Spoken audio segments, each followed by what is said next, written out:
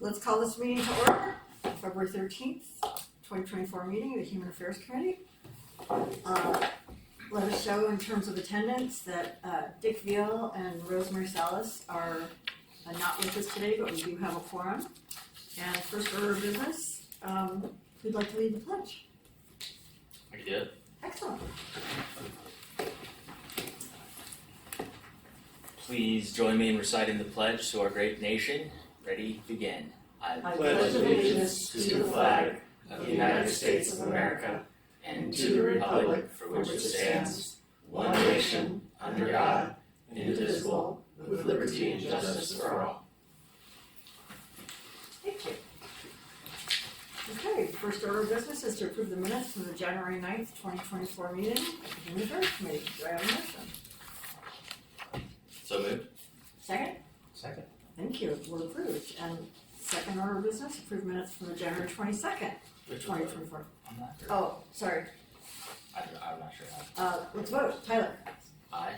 I'm an aye. January 22nd? January 9th is the first. We're voting on to approve the meeting minutes. What did we just do? I'm sorry, I missed We it. had a motion and a second, We and have so to now we have to vote vote. on it. Oh. We're voting on the minutes. Do you have any changes to the minutes of the January 9th, I haven't 2024? finished reading yet, so I'll have to go ahead and go around and I'll see something. Okay, Court. I approve.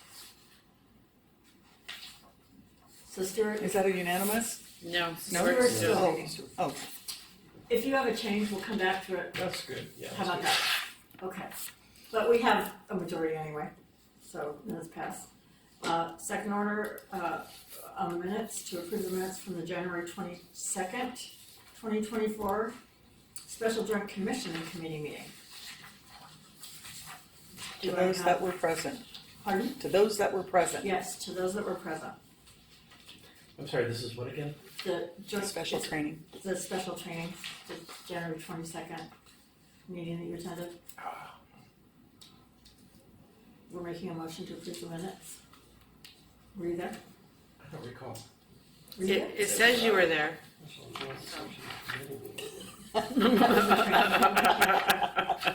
went to- Yeah, it says Did I Human have Affairs fun? Committee members. I don't know. Usually when Did I'm you learn someplace that I something? don't remember, I have to ask people. Yeah. Were you there? No. Okay, we only have one person here that was there, so we can't approve those minutes. Well, it says Stewart and It was the ethics training. report there.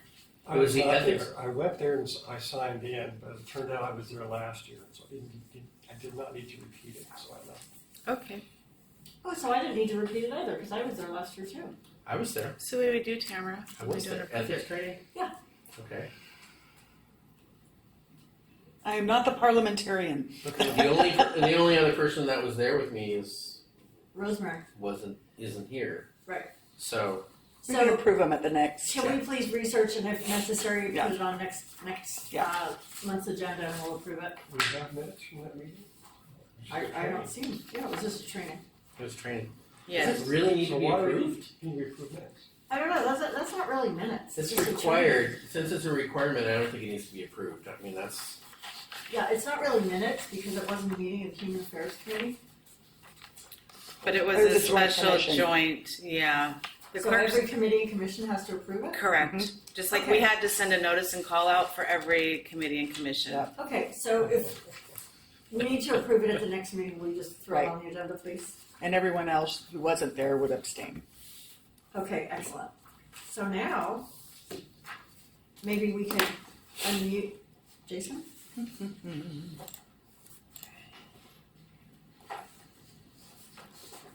Jason, can you hear us?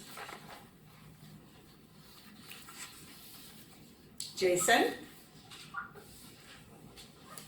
Hello, can y'all hear me okay? We can. Yes. Jason, welcome to the San Clemente Human Affairs Committee meeting. We're so pleased to have you with us as a special guest to present a program we're really excited about with our colleague Tyler Bowden, Character Counts. So you're speaking to Chair VC Dunn. absolutely. Yeah, so thank you. Welcome, and we're looking forward to your presentation. Wonderful, and I'm pleased to be here. Thank you, Tyler and others that helped line this up. Really honored to be able to speak with you. And I know there's been a history of things in your community related to character counts. So really good to get connected and bring everybody up to speed on where we're at and who we are and what we do with the character counts framework. Excellent. All right. Well, I'm going to share my screen here, and I have two monitors. So if you see me looking off to the right, it's just my other monitor. So I'll see if that sharing the screen works okay here. Looks good. All right. Do you guys see that okay? Yes, thank you. Yes. All right. Wonderful. Yeah, so as y'all know, my name is Jason Lamping, and I'm one of the directors at the Robert D. and Billy Ray Center at Drake University, where we serve as the global home for character counts, as well as a variety of other initiatives that we work on through our department. So we're housed in the School of Education here at Drake, and we do work in various industries. Our mission here is to improve civility through character education and ethical leadership. And our work, all of our work, regardless of industry, is rooted deeply in the 6 pillars of character. That's trustworthiness, respect, responsibility, fairness, caring, and citizenship. And I focus most of my time working with schools and youth serving organizations. I also work with Boys and Girls Clubs, community organizations, YMCAs, Big Brothers, Big Sisters, and then school districts. And that's on the Character Counts framework. We also do a lot of work with that, with athletic teams, sports clubs, summer programs, after school programs, camps, and those types of things. But deeply rooted also in athletics as part of one of our initiatives. It's called Pursuing Victory with Honor. We work with businesses as well. We work on culture and ethics and leadership programs. We support family engagement. A lot of that is through our community and work with schools on the 6 pillars of character. We do work in civility and in the public service arena. And then we also have an initiative that was also started by the initial founder of Character Counts, the Josephson Institute of Ethics, and that's ethics in policing. So we do a lot of training on police departments, on how they can integrate in the 6 pillars and ethics with policing and any of the initiatives that they work on in the community. So that's just an overview of the various things that we work on here. Some of them may cross into areas of need in San Clemente, so I wanted to give you that high-level overview. I'll switch over now to the charactercounts.org website and give you a little background on how we got involved with Character Counts. So we, 25 plus years ago, our current executive director, Scott Racker, and the governor at the time, Robert Ray, governor of Iowa, was interested in finding a values-based character education framework that could be implemented in as many schools throughout Iowa as we possibly could connect with. And they went out to find something that might be a good fit, and they found Character Counts and a connection with the Josephson Institute of Ethics. We became the Iowa Regional Center for all things Character Counts. So over the past 25 years, we trained hundreds of schools, thousands of educators on implementing Character Counts. We also added research through Drake University and even Iowa State University to different aspects of the program that I'll talk about in a little bit, that being data-based assessment, an early childhood program, as well as some of our middle school and high school resources, and even some of the athletics programs that we do. So we had a really tight relationship with the Josephson Institute of Ethics, founded by Michael Josephson, which was in the Los Angeles, California area. In 2019, Michael retired, and when he retired, the global license and responsibility of Character Counts transitioned to our team at Drake University. And that was because of the longevity of that relationship. And Michael really wanted Character Counts to be housed and be held at this academic institute because of our experience, but because we have the resources to continue to invest in and advance this initiative. Today, we estimate that Character Counts reaches approximately 8 million youth, families, schools, educators globally across the world. So while we do a lot of work in the United States, we also have a regional affiliate that manages all of Colombia. Our executive director was just in Panama doing sessions there. And Bolivia, we've pretty much been all over the world with Character Counts. But I will say our biggest state with Character Counts is California, and that's probably because Josephson Ethics Institute was based out of Los Angeles. So how Character Counts got started, then prior to us, even at the Race Center, through Michael, he had a passion for ethics. And he held a summit, brought together different leaders in different fields, a lot in education, to see if they could identify a set of values that were not tied to any personal agenda. They weren't tied to race, religion, ethnicity, socioeconomic status, where you come from. And they got together, and the 6 pillars of character were born or sort of out of that summit with input from that leadership group and representatives from different industries. And so that was over 30 years ago. And so they have continued to sustain today those values as pillars that, rooted in the Character Counts framework, are used to help teach kids ethical decision-making skills. What are the values and things that I stand for, and how do I use those to ultimately become a good, productive citizen, a good person, responsible in my community, but based in how I make decisions every day?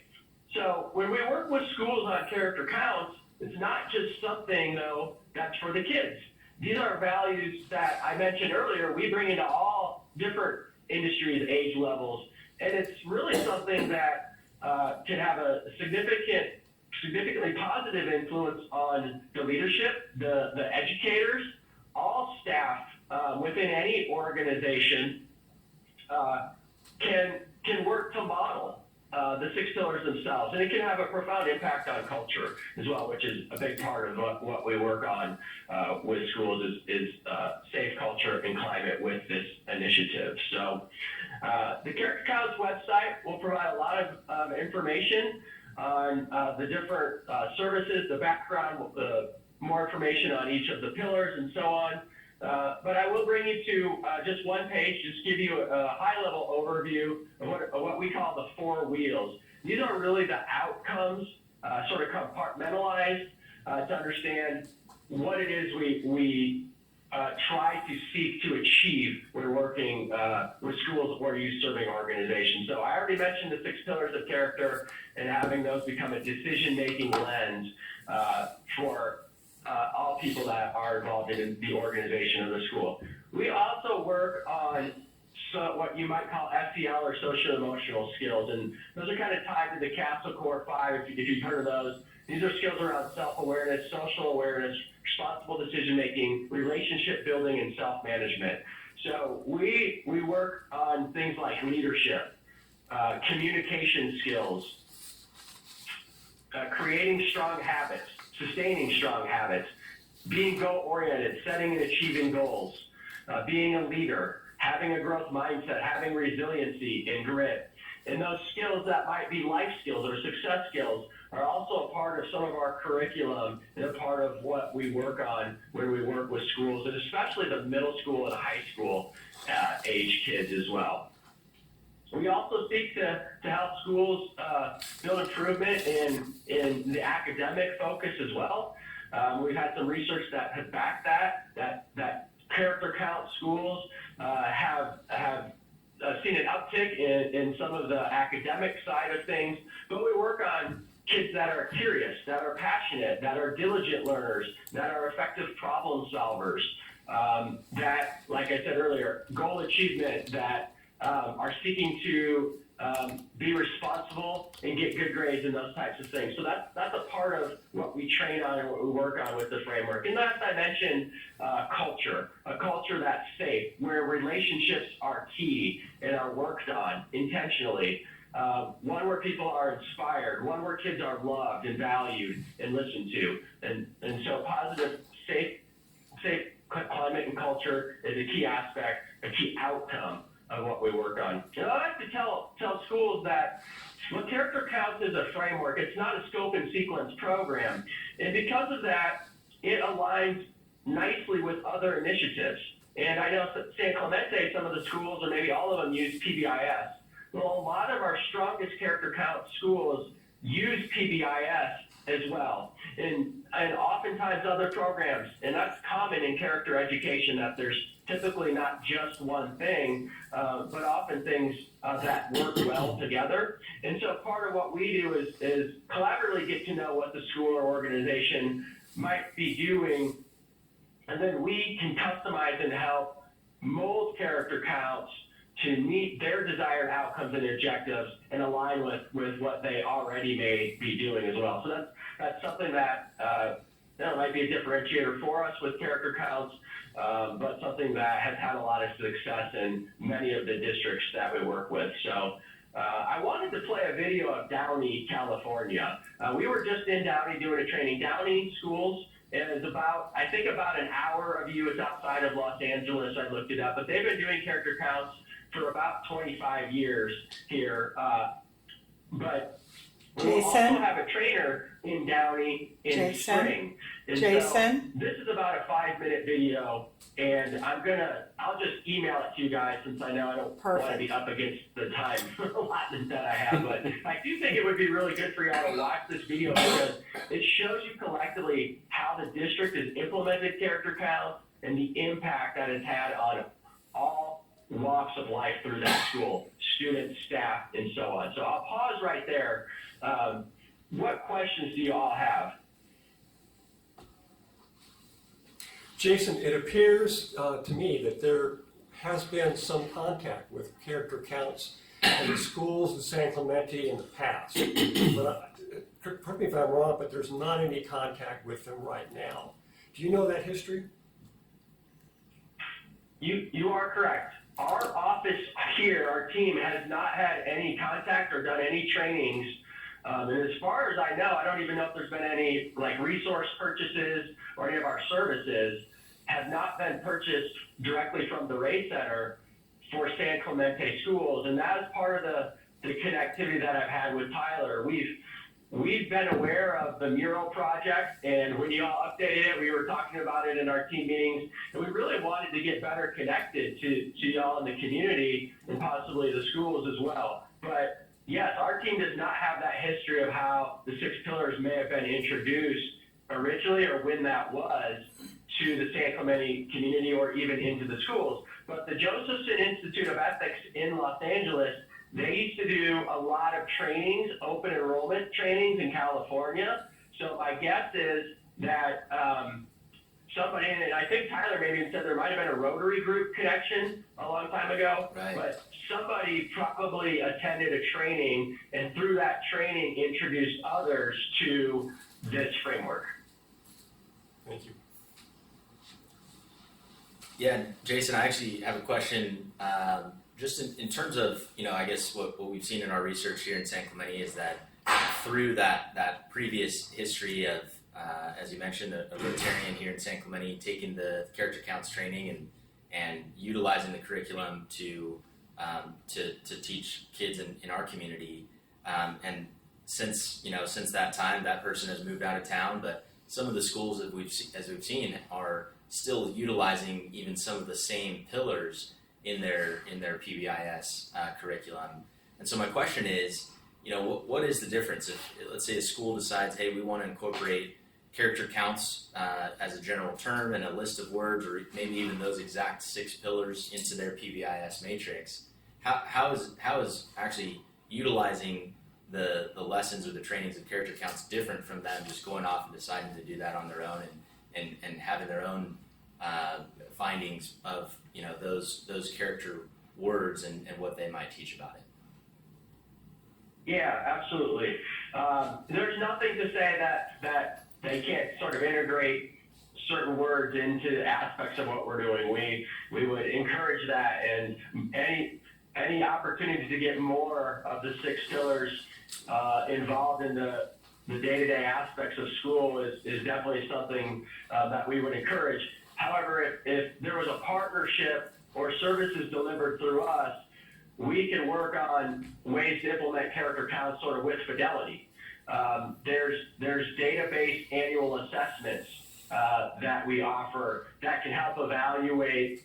There's 7 strategic areas of a character counts implementation that aligns with a data-driven assessment that can be taken to fully understand all aspects of the initiative, which may include other things like PBIS as well.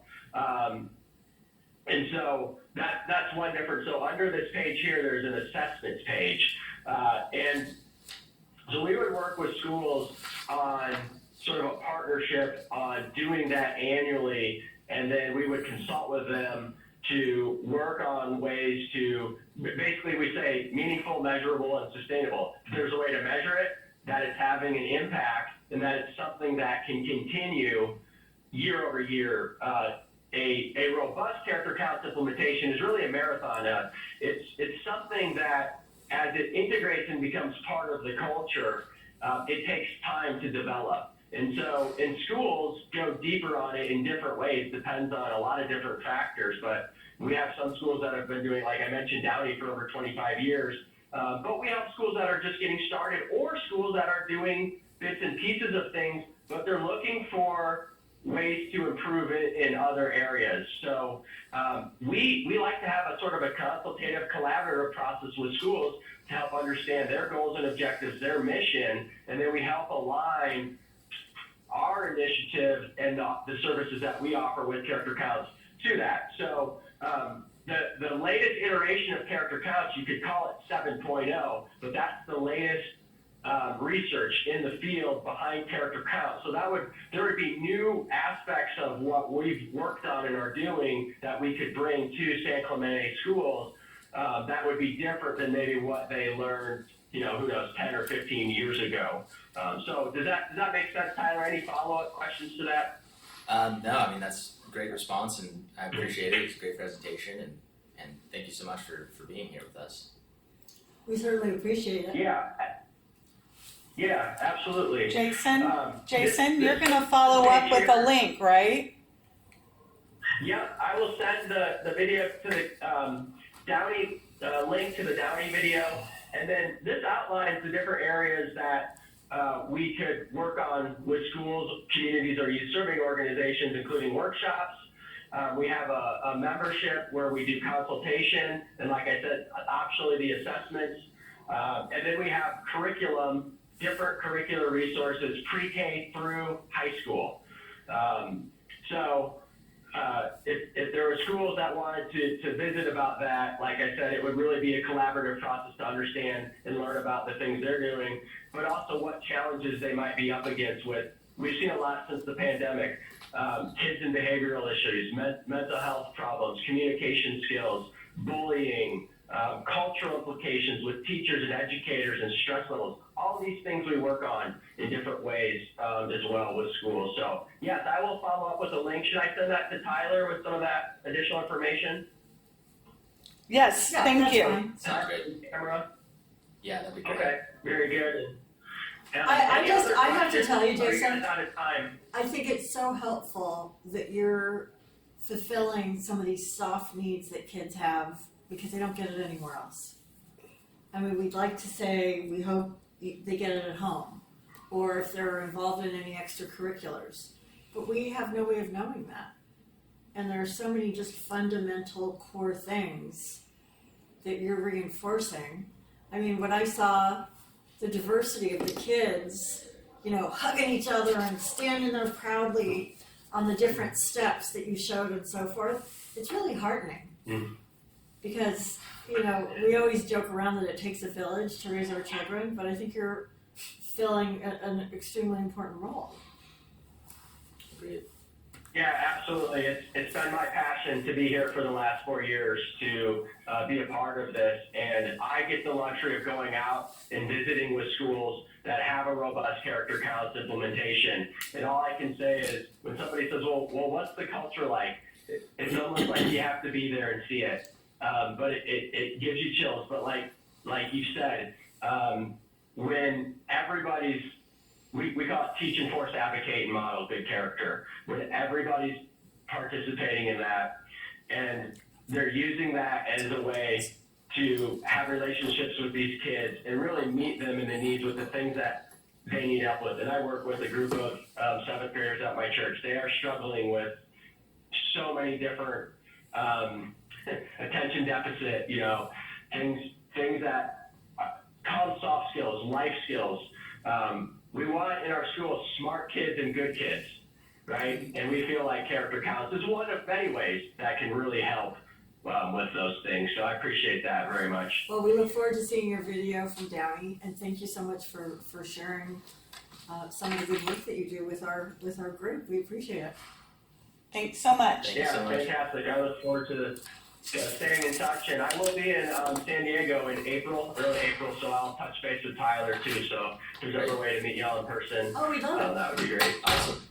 Yeah. Okay. Great. All right. Well, thanks for the extra time, and best of luck with the rest of your meeting today. Bye. See you guys. Thank you. All right. Bye.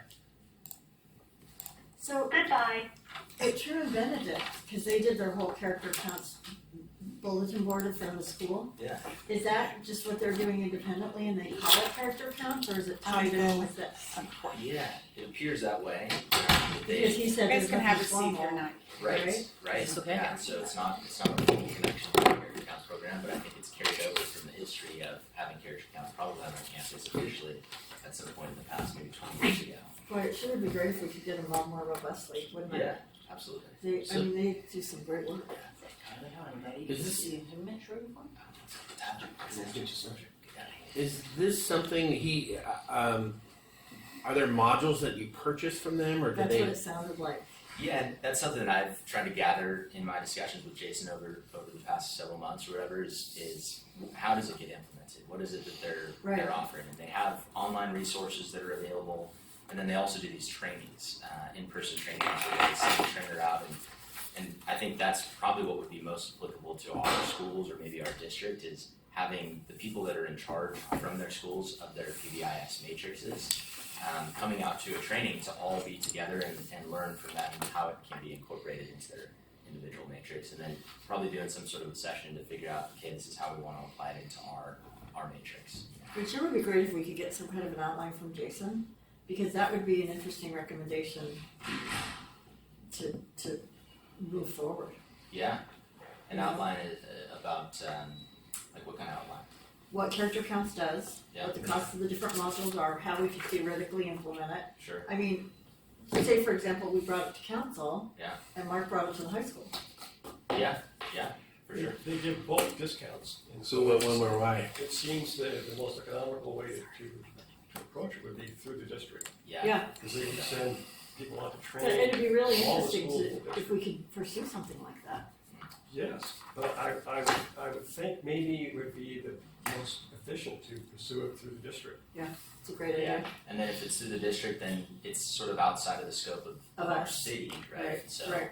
you know, I of course wanted to work on this project, something I'm personally interested in, being a part of Rotary and seeing the mural there since I was a kid. But how exactly it gets carried out is the question, and maybe it is just Rotaries in our region coming together to try to promote this to the district. Yeah. Yeah, it's good that we're here learning about it, talking about it, and Well, it is, and the option, and investigating options for the future, right?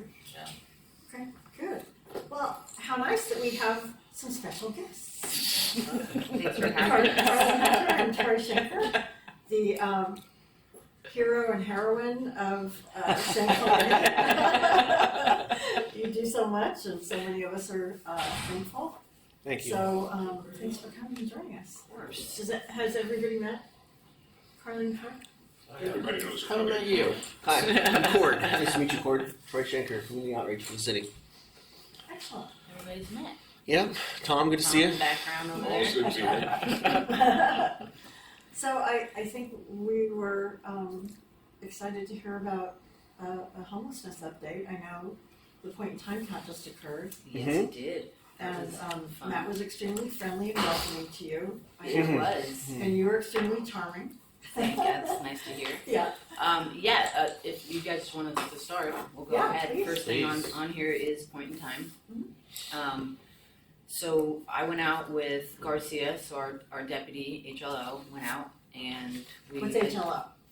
Homeless liaison officer. Thank you. Yeah. And she's actually our BH. They Behavioral changed it to health. behavioral health officer, but Okay. it was HLO for And a then decade. I'm sure you know Katrina Foley wanted to go out with us. She wanted to check out San Clemente. Doug Beck, who's also the head of care coordination for Orange County Mental Health, also went out with us. We took our little map. We went out. We counted a total of 10 unhoused individuals. So we had 10 unhoused individuals for our length of basically it was Camino, all Camino. And then there was another group that went out and had kind of like All of Homeless El Junior. Camino Real, really? Yeah. We went to the community center, every place that you would think of, the pier, we were there. And Well, then you worked another out. group went to mostly just around Carl's Jr., so South Side. Right. They got 5. So the morning count total was 15 for San Clemente. And if you drive around, it's hard to even find 15 people during the day. So we were very, very pleased with those numbers. And so that worked out very well. I'm interested to see the count for the nighttime. I don't think it'll be any higher than us. That's than what we recorded. That's the hope. How many of them did you know on a first name basis? All of them. I knew it. Of Yeah. course you did. Yeah, Mm-hmm. we knew all of them. We get a call from the sheriff's department, and before they're even done, we're like, "Oh yeah, I know who you're talking about. I'll go talk to him right now." Yeah. So we're really optimistic that our numbers are going to be much lower. Hopefully, like at least 50% lower. But I mean, who knows? But in our roster of people and clients that we work with, it has gone down 48 to 50% of clients that we are going out and trying to assist. What do you attribute this to? That's These- exactly These what numbers I are was crazy. Yeah. I honestly, we attribute it to the work that we've been You doing too. out there. Yeah. Us, Do you need help? OCSD. No, sir. I think this last 8 months or however long we've had Garcia. I think Instrumental she's been because of the unbelievable. enforcement aspect. She lets us go and do our thing. She says, "Go do your thing before or does she goes first?" So I think a lot of OCSD and the work that we've put in has been it's been awesome. If she was, sorry to take over, if she was to leave, is this a trainable Yes, asset? it's This is, And they have Yes. some people that are they have a couple of people that have proposed even wanting to partner with her. She doesn't really need that right now, but that she knows are in line, that they're hungry for it. They want to have it on their resume. They feel like their personality would match. And Yeah. I think that when that time does get closer, because we're not going to have her forever, we're not that lucky, and she's trying to get into investigations, that Oh, there'll be enough time where I feel like the relationship we have with Officer Garcia, she'll make sure that we're kind of somewhat involved in at least giving our 2 cents on who we would prefer on the department, since we work with other officers right now currently. Yeah, and that's the other thing is we work with all of them. Mhm. We Yeah. got a call today, and we went out and assisted to relatively new officers, and we know which ones that who work really well with our individuals, and there is some tact and a way you have to approach people, and not everybody Got to be a has that. firm and fair for sure for that Yeah. specific Right. role. It's kind of a niche Yeah. position. so you think because they know this one person that helps, and if it's, right now we have one person, and you two, would it help at all if it was, you had a person in training, maybe it was 2 people? Do you think 2 people would be better? Because there's only so much time in a week, and there's only so much time that the sheriffs are on duty. So if she's not on duty, then who does it fall to? So I have covered the weekend since I started here a year and a half ago, and I know what officers are on which shift. They have my contact information to be able to close cases because it's opened up on their end. If I can assist with setting someone up with transportation or admittance into some sort of a facility over the weekend, we've been working together. And so even when Officer Garcia isn't on, which is the weekends when I currently am covering, there are ways that we're able to handle things. And if it's something that's that pressing of a matter, it'll get handled regardless. But I think that right now she's doing a phenomenal job with the coverage that she's providing the Sheriff's Department and Carly and I. Yeah, Mhm. and I think that I don't want to say it's all of us. It is all of us, but it's also when you get these big. Let's use a client that we all know. Someone that is everybody sees. He's on the front page of the SC Times. He's been down there. He's a magnet for everybody else at say North Beach. Everybody knows who I'm talking about. If we can house that person, then all of a sudden people are like, well, wait, and then we house another person on the south Just side, that another dynamic, big person on the south side, Yeah. and people are like, wait, where is so and so? I'm worried about so and so. It's like, no, we got them into housing. Mm-hmm. Wait, well, I want housing. So then people are more willing to work with us. Yeah. And that's, I mean, we have people that we've taken from the south side, gotten them into housing, and they're calling people down at the south side and saying, girl, you're still outside. Yeah. You need to get into the shelter. Wow. I'm getting Because I'm fed going- breakfast, lunch, and dinner. They Yeah. find me an apartment. I'm moving in next week. What are you doing living on the so street, bro? you know, it's super interesting to see the domino effect, and that's what's been super awesome. I would say the last 6 months is just that domino effect of getting kind of very difficult clients to trust us. Finally, go into this shelter. I mean, the last one we got into the shelter, she was matched to permanent housing in less than a month. She was probably devastated because she loved it there, and we couldn't get her to go anywhere. But I mean, it's just a And you're working with county resources on this? We work with every resource that's at our disposal. Which ones do you find are the most county's been very receptive? helpful Okay. because they can help us get Yeah. referrals to Orange County Mental Health. Like they can get an appointment like instantly. Yeah. It takes us a little bit longer. They help us with, and then those referrals also go into the shelters. We work with I think that they all play a role. There's over Yeah. 50 agencies actively available to us throughout the week. They all kind of have their specialty. I mean, for the majority of things, Carly and I are able to handle and connect, but we've got the biggest weapon that we have in our arsenal for approaching the homeless crisis and being able to help this vulnerable population is our relationships with people. Because we That's can what I make was a just phone thinking. call and drop a name. I mean, just Be Well, for instance. I think that we're the only city that's been able to get someone straight from the street into the Be Well facility, not once or twice or 3 or 4, but even 5 times, without Be Well being mobile in our city. And we're able to go there. We're not an ambulance. We're not a police car. And we will help transport that person there. We meet them there at the facility to make sure that they're not just feeling like they're just being left there. Or is We this walk in them through the Orange? handoff. This is an orange. Oh, an orange, Yeah. okay. So Yeah, we work with lots of different agencies. So you know them on a first name basis, so you get the relationships you're talking about now, they go up and down the line, and obviously the ones that are helpful you're gonna be phone calling more. Right. yeah, I mean, we work with everybody, but we And they're definitely, most of them Yeah. are helpful. yeah, You for know. the most part. Yeah. Well, I mean, if we were gonna be helpful, how could we help? What does the city need to do for you guys? The city's taken really good care of us. And if there is anything that I feel like, I mean, there isn't now, but hypothetically that we felt like we were lacking on or really needed some assistance with, we've got open lines of communication with, our supervisor Danielle and, Adam here, and they've always gone to bat and been open and receptive to our That's advice awesome. or asking for any sort of assistance. I mean, Same with- it doesn't fall on deaf ears. And same with OCSD, Great. they're very supportive too. Yeah, And they're- from Captain Christian all the way down. Yeah. It's encouraging that if somebody's in crisis, between the two of you and all of your various resources, you're able to reach out and try to get that person help quickly, Oh yeah. rather Yeah. than, It's a well, crisis. hmm but it's incredible.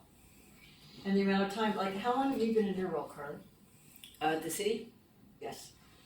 Well, I know your 2.5 experience years, is I vast, believe. but I thght you were about Yeah. like 2 3/4 years. Yeah, I think of 2.5 years, yeah. Yeah, so there's a remarkable shift since you started and since Troy came with the development of that trust, those personal relationships, and the ability to get some of the long-standing individuals to agree to do something that's gonna improve their condition Right. and their quality of life, which is remarkable, because, I mean, we see people, we know who the people were that were walking around aimlessly or standing in the middle of the street with their feet bandaged, and you say, hey, so-and-so, do you need help?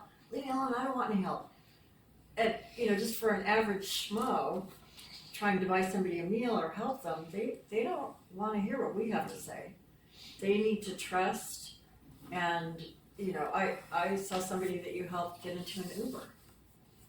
And I just kinda hung back, and I haven't told anybody this, and I thought, I can't believe that this is happening, because that person had been approached multiple times, and all the way from, over by Trader Joe's, down by Carl's, down in the middle of El Camino Real, and you worked with that person, and I saw you get that person and put her into an Uber to get her help, and she hasn't been back.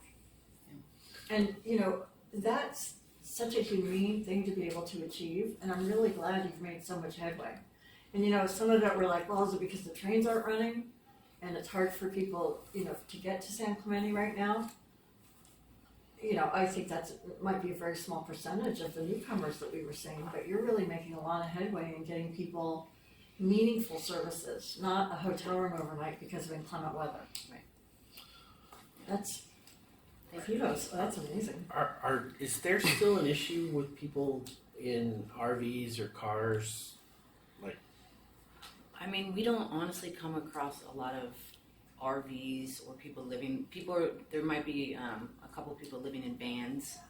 And if we get complaints or anything like that, we'll go by and check it out. But that's something that we usually want our HLO with us.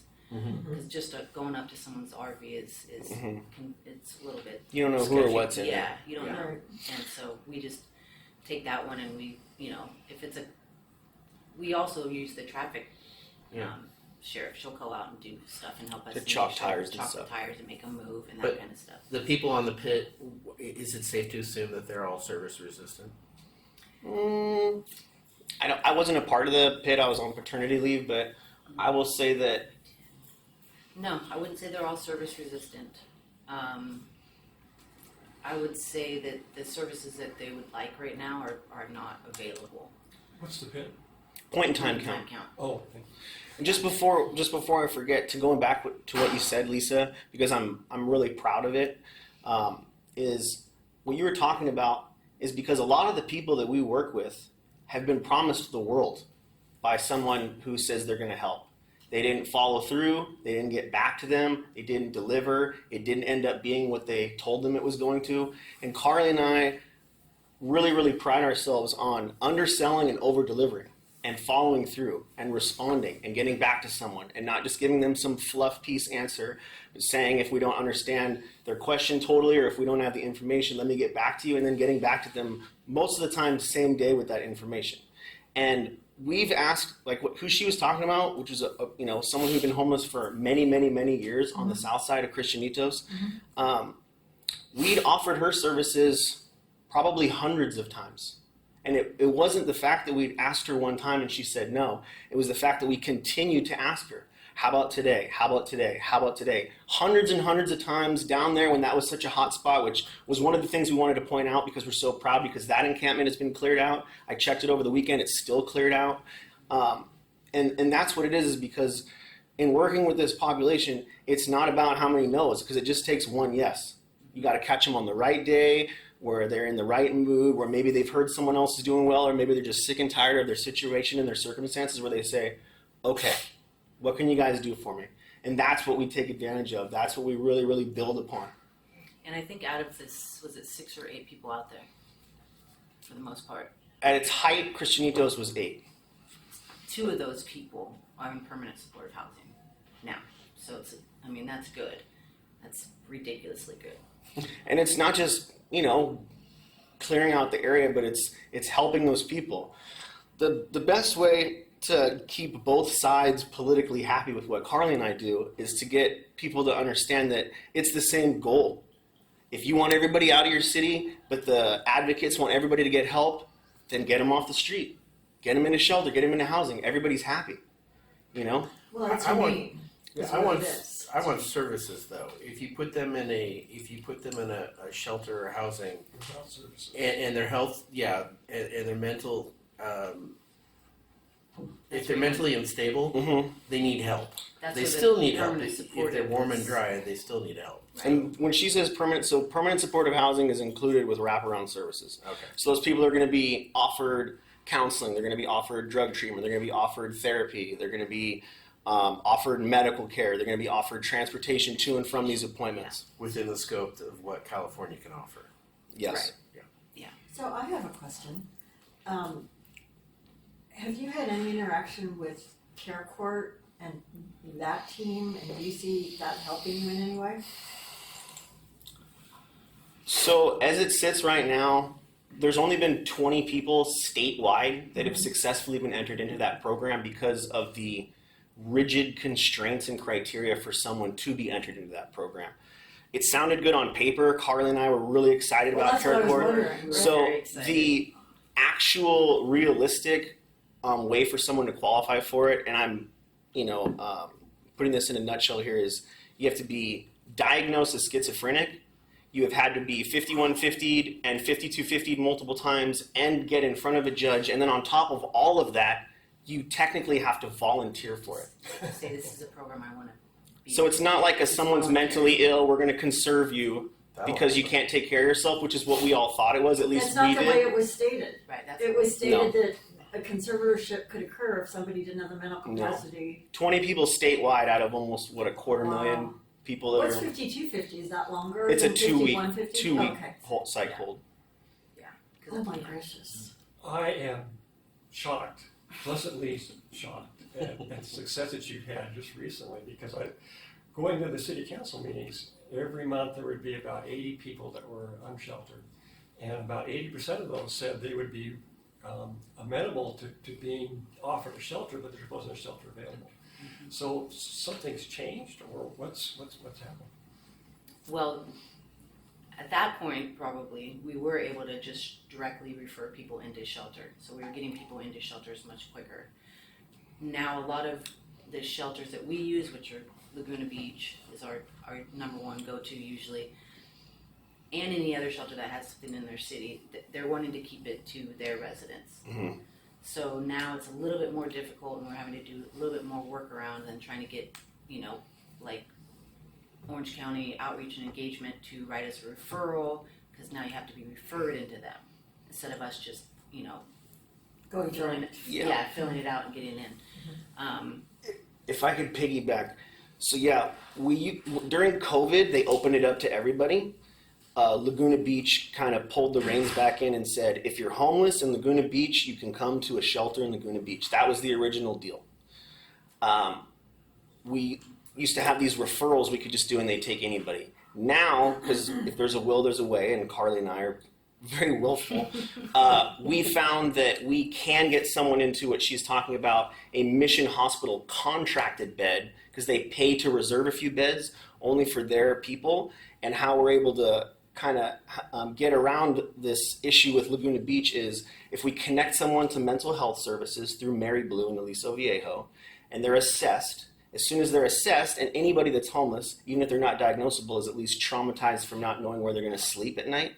Once they have that diagnosis, they're considered in need of medical treatment, and then they get put on a list for one of the contracted beds through Mission Hospital. So that's how we found a way to still, it's like, You found a workaround. yeah, because unless we send people, which we don't do that, unless someone's technically on like Main Beach and Laguna Beach, or has ties to Laguna Beach, they're not getting into the shelter in Laguna Beach. So that's the only way that we found, and we just did a referral today through Outreach and Engagement for someone that's interested in shelter, and like I said, if there's a will, there's a way. So we figured it out. Outstanding. So is there still a need for more shelter beds? I mean, there's always a need. I don't think there's ever gonna not be a need, unfortunately, but yeah, Is there a way to streamline the process? God, we wish. That's way above our pay grade. That's something that the city is investigating currently. Yeah. Oh, hi, Adam. Hello, Adam. What's up, you? He's drinking the fire. Stealth like. Yeah, I think Carly and Troy do a great job of shedding light on their tremendous activities.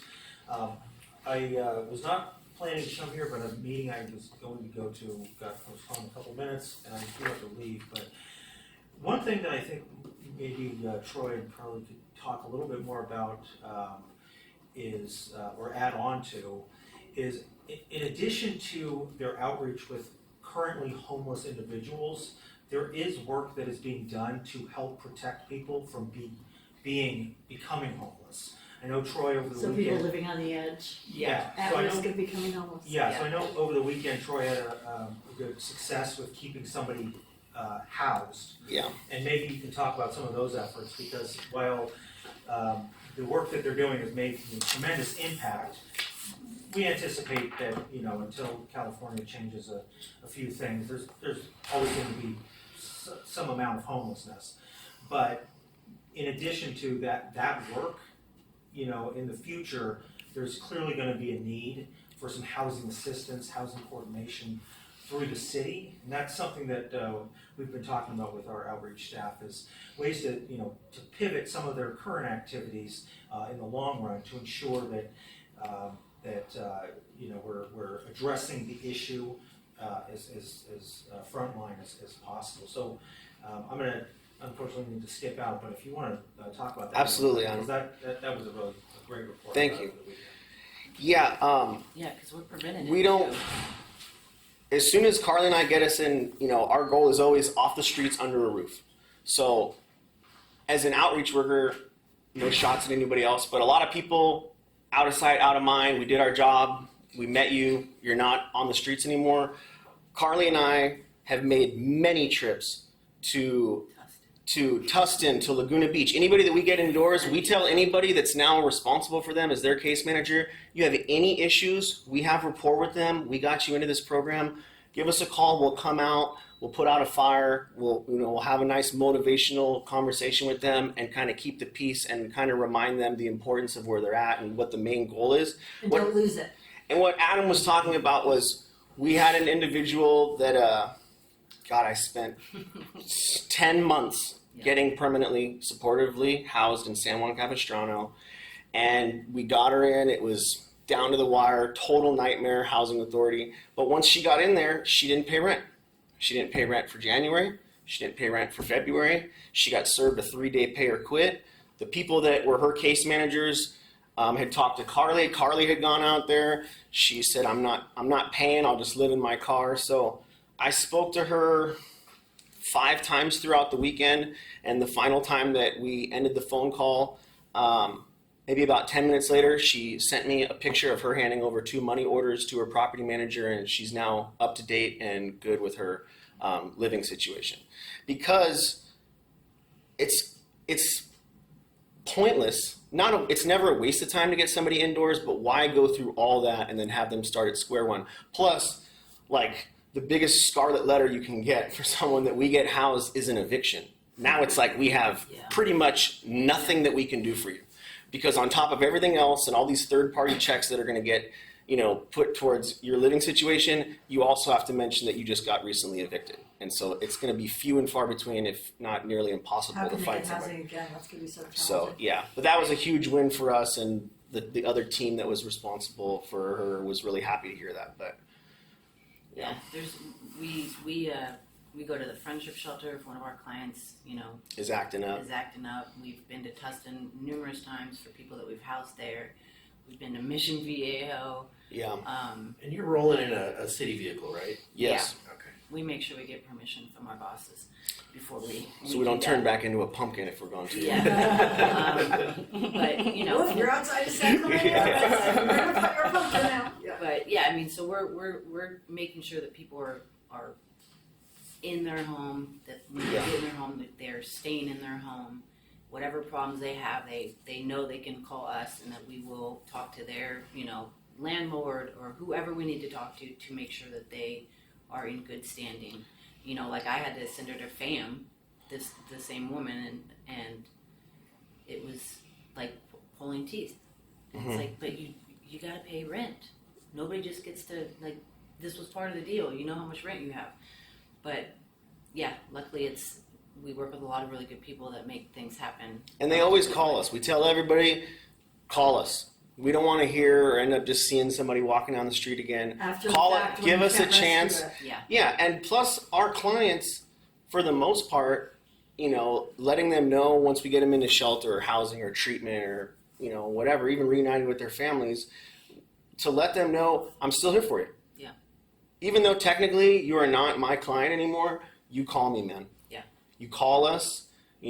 Call us before, not after you make some bad decision, and give us a chance to work with you. You know the ropes. Yeah. So you're like their substitute support system for people that don't have one or had it disintegrate. Yeah. It sounds like you're often. That's the Sort of case the backbone. management part Yeah. of their outreach workers Yeah. / the case management. Yeah, Mhm. you have to make sure that they're still. Because they're really nurturing it along Because over it's time. when you've been homeless, for the guy that the trust issues and from abandonment issues. 1990 to now, I mean that's a long time to be homeless. So throwing you into a place and expecting you to remember all the things you have to do, Mm-hmm. it's good to have somebody help you and say, remember this, we got to pay rent, we have to pay for utilities, this, just the normal basic. And they just start living is trusting us, and very- then think like, now you're just handing me off to you, Joe Schmo. Yeah. I was just getting to like you and Carly, You just get rid of me, like, what am I It's gonna like, you do? still call us, all right? We'll come out, and we get calls from everybody. The healthcare agency, we just got one today where people just want us there. They just like us, even if it's not something we're technically supposed to be. Hey, can you guys come meet me for this? Just be here. I know you know everybody in the city. Just to make sure everybody's. It almost seems like in a way that the state is setting up these people for failure if they're giving a whole wad of cash, but they have expenses, and then they're expecting them to, if some of it got put directly into the absolute needs, like the housing portion, and then you get a smaller check that you're free and clear. Do you know what I mean? And then maybe the electricity and the gas and whatnot. Yeah, I mean that. If it was Because automatic. I think you must lose some of those life skills if you don't do it for Right. 20 years. One, Absolutely. Like, how do you remember? Right. well, and, Right. And yeah. I have problems. Okay. Right. and Carly and I offer a multitude of different resources and services, and one of them is financial literacy information. Yeah. Like, I even mean- having a bank account, right? Yeah, Do you have a it's number? most- Because Or how to buy a money. I got you. Right. Right. So, It's If I could amazing. just say just how great this presentation has been, just how informative and valuable. It's oh, thank just so you. nice to see the success that you're having and hear from you. And I mean, the success that you've had really speaks to the humanness of the problem, but also the humanness of the solution to the problem. And I think the two of you are really just good humans, and you're doing a good job representing the city and serving us, but also serving the people in the city that are facing homelessness. So thank you so Thank much. you. Appreciate Yes, that. absolutely. And one other thing too, just that we are pretty happy with is the fact that we have a monthly just outreach workers meeting. Mhm. I mean, That's great. once a week we do a match meeting, so we get to see all those people, and then every other week I do a by name list where I see people when we do case conferencing. But when we go to these outreach, like all out, it's like it's networking. It's hey, do you know this for it? There's like 30 people from Irvine so down that. cool. Is it like a They're all coalition? working together. Yeah, it's like a South a County outreach, pretty much collaborative. collaborative meeting, but It's pretty awesome. is Yeah. it official or unofficial? It's probably unofficial. I mean, yeah, through the it's like carrier. 5 or 6 different agencies. But when Carly and I go there, we're gonna be going there again in a few weeks. They just let us know on any trends, any changes, any updated documentation, anything opening up that we might help us with our jobs. But Yeah. we go in there and we're rock stars. It feels pretty good. We hear about what everybody else has got going on. I'm like, oh, that's good. And they're like, San Quentin, we're killing it. Yeah, that's Next. that's We're the good over reputation here. other cities are starting to call. So I have a question, because I know we're gonna have torrential rain again next week. You're nodding because you already know what I'm gonna ask you. So on those days when it's gonna be really bad and really cold and really windy, really wet, is there a way, do you have resources to get people some shelter in inclement weather, or what do you do in that situation? Or do they just have to find a nook or a cranny to hide out and try to keep dry? Right now, unfortunately, there's no cold weather shelter that's accessible to us. We did have one last year, but even that was a real nightmare. We had to put people on the bus, which took several hours. They had to wait in the rain. A bus would come up. It would take a certain amount of people.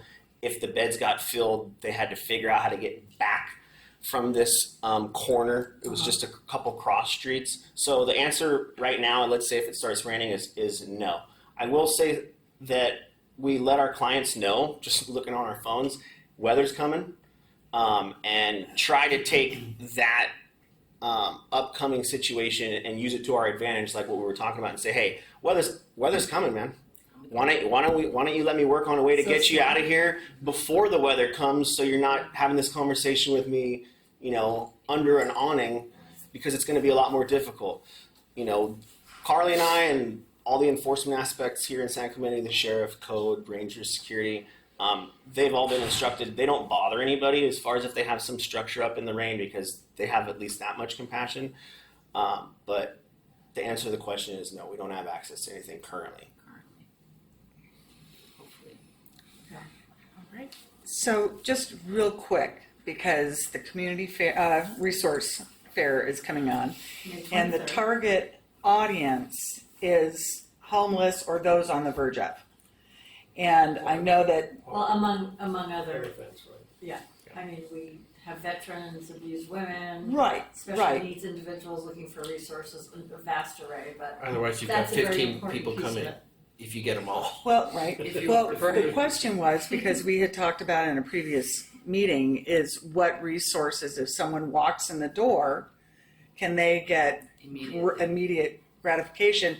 And if there's those resources, it's a good opportunity for you guys to reach out to them to make sure they're there. And it doesn't have to be now, but if you know of any, it would, Well, FAM will be there. It's as far as immediate resources, it's based upon what someone qualifies for Right. and based upon availability. Right. So the immediate resources we have at our disposal at any given time, hypothetically, if they have availability, is Be Well, Charlie Street, the Lynn House. These are treatment centers. Like Set Free Ranch in Phelan, where we would connect someone through La Tienda. But again, they're very specific. If someone's not a person of faith and religious and able to work on a ranch, they're not going to the ranch. If someone is not a current drug addict or alcoholic, we're not going to be able to get them into treatment. If someone is not in a crisis situation with a mental health episode, they do not qualify to go to Be Well. And that's all, again, dependent upon if they have availability, which they don't always have. So it all depends on their personal needs. It's all Assessing case by them, case. Assessing them, getting them invested in case management, Mhm. seeing whether or not, FAM is merely one resource for food insecure people, but it's just so multi-phased. It really rests with you doing that assessment and seeing what might be able to happen next. So that's why it's not a one size fits all, and Yeah. it's not, you can come and get a hotel room for you and your boyfriend tonight. hmm That's not what it's about. It's more about meet the people that can really help make a difference in your life, assess what your needs are, and then tailor the recommendation in terms of case management based on that individual's needs. Right. Did I Yes. understand that? Yeah, you have. I'm not trying to That was mansplain, perfect. I just need to understand it in my You head. did, you did very well. Okay, me restating it is the way for me to understand it, because I don't wanna make sure. We had I a say meeting anything about you yesterday. About mansplaining, guys. yeah, I don't, Is that it? Let's, yeah, I mean, thank you. of course. Wait. Uh-oh, no. Mr. Streeter. Oh, no, Tom Streeter in the house. Oh, what is it? Do I I'm a need to get retired. a speaker card on you? I need to speak. I'm a retired dental leisure. What I'm worried about is homeless in cars. Right now, they're spread out all over the city. Would it be beneficial to concentrate them in a single location, or is it better to keep them apart? What's your take? Apart.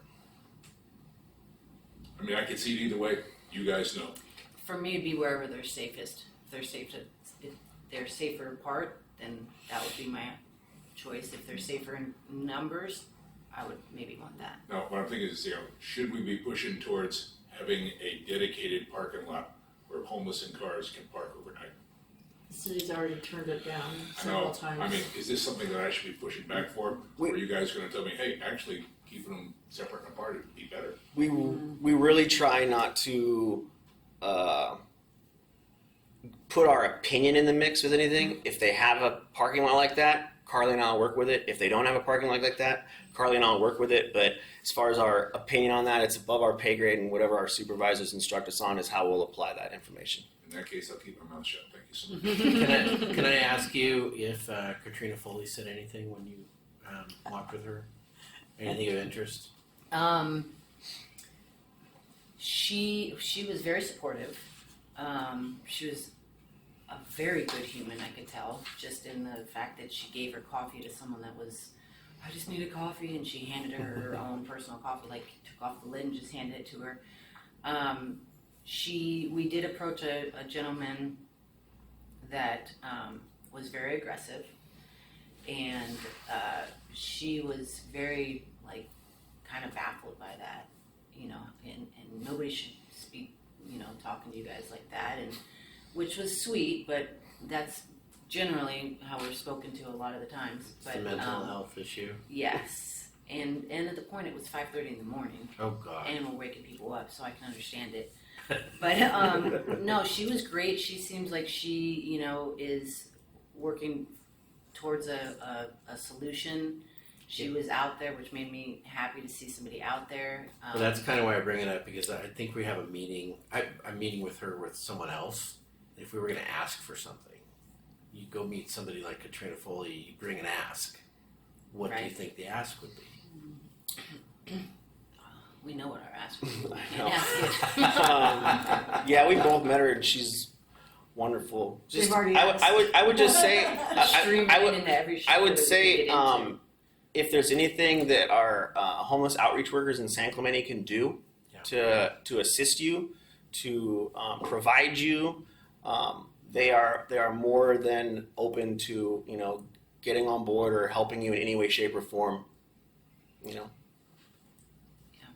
So you don't think anything? I mean, as a representative, the supervisor. She knows what everybody needs. They've already Yeah. talked about it, yeah. Yeah. Sometimes when you hit them from different angles and different people say the same thing, it starts to stick. That's what I'm getting at. I need more beds. We need more beds. You're awesome. Thank you so Thank much you. for Thank you. spending so much time with us. Thank you for having me. I have to tell you, this time was the best part of my day, and it flew by. I feel like you've been here for 2 minutes. Like I could listen to your success stories, and your persistence is incredibly impressive, and we're just very lucky to have you.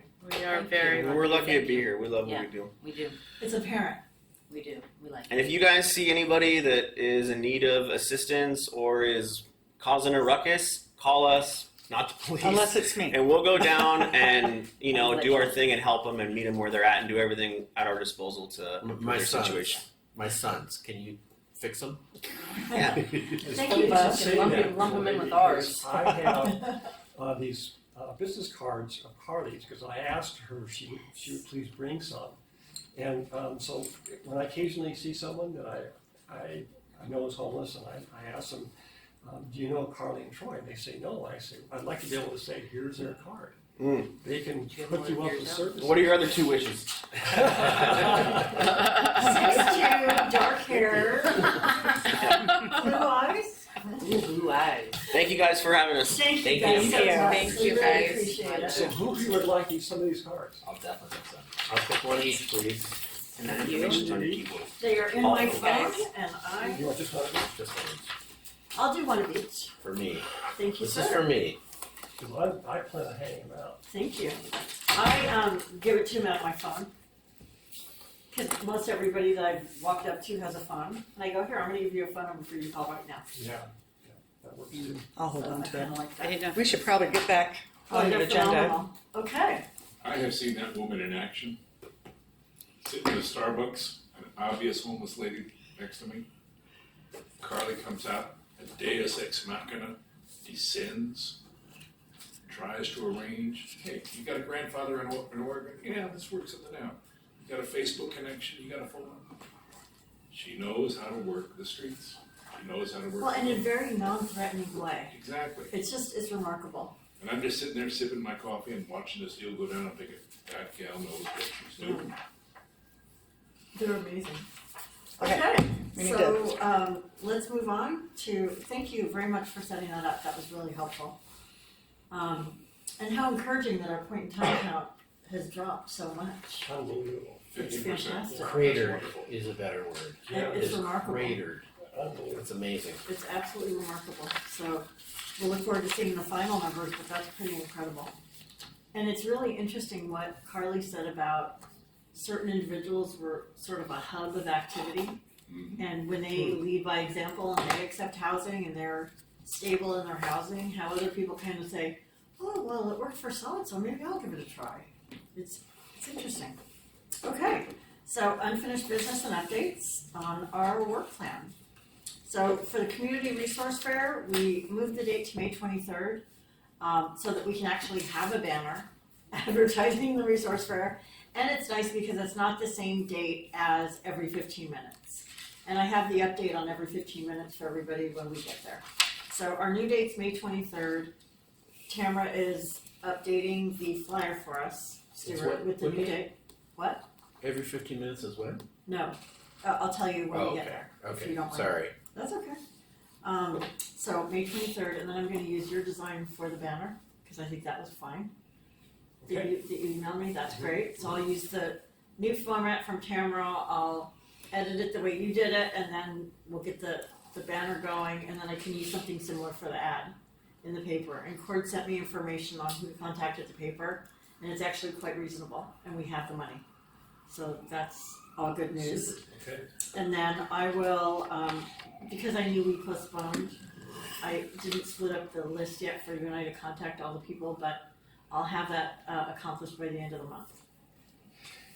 May we have some of those flyers printed up for our next meeting so we can take them and put them up?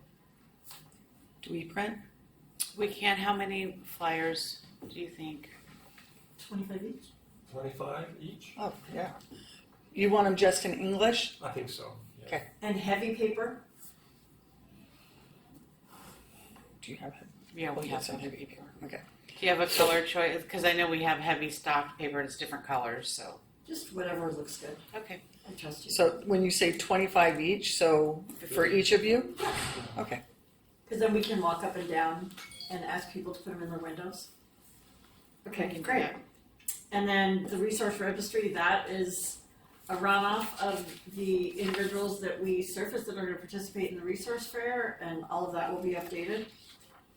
The mentorship program, Yes, so we had a stakeholders workforce development meeting of the chamber on January 31st. It was a great meeting. We had representatives from the high school, the Avid program, David Foster from used to be CTE, College and Career Advancement is what it's called now, CCA, as well as forget his name right now, but he's a gentleman that runs a nonprofit that helps to teach kids coding skills and things like that, oh, that's interesting. as well as a representative from the Auto Academy at the high school. So really an interesting group of people coming together just to talk about this idea of workforce development in our community. Nothing specific came out of the meeting, but I think it's just going to be kind of a good breeding ground for ideas that we can continue to work on. So look forward to continue representing the city on that. Okay, thank you. The every 15 minutes DUI simulation, so the date that that's occurring is March 6th, And so, indeed.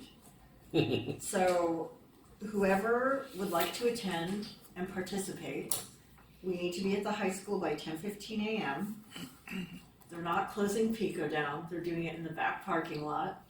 So the highway patrol knows exactly how to stage it and what to do, and that's where the wreck will be staged and so forth.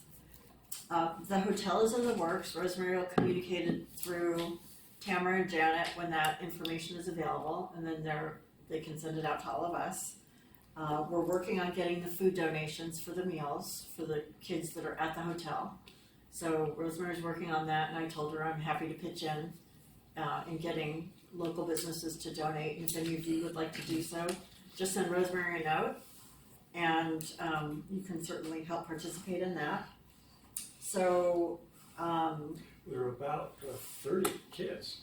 yeah, she said she's waiting to get a final count. Yeah, so it's a lot of kids. It's a lot of kids. Yeah. And then there's also, snacks, like cookies and chips and Red Bull and waters or whatever. I don't know what people like, but, protein bars, whatever. So the snacks portion as well. So she'll have a breakdown of all of that fairly quickly because it's fast approaching.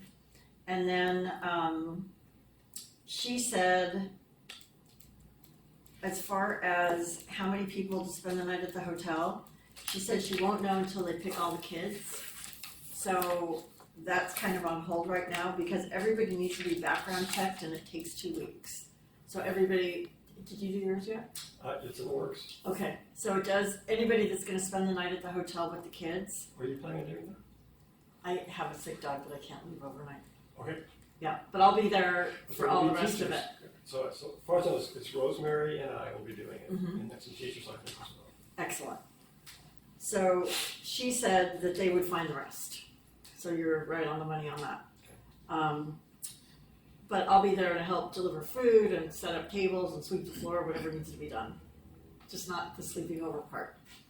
And then, so it's actually 2 days because there's, the day that it all happens, and then they remove the kids from class, and then there's the next day and all the aftermath. And then, I can't remember his name, but the safety officer actually goes in dressed as the Grim Reaper.